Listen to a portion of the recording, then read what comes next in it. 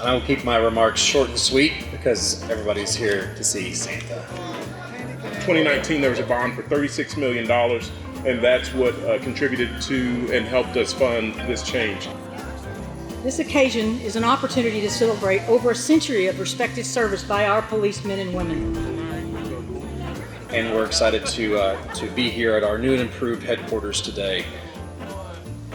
We had a blast tonight. The kids loved it. Great event, great time. Public safety is probably number one in this city. It's extremely important, probably the most important thing you could have. We're glad to be here, and meet the police department. It's very important to have, good amount of staff and everything taking care of the community. Thank you very much for not only being here today, but for your support as we strive to constantly improve. So thank you for that.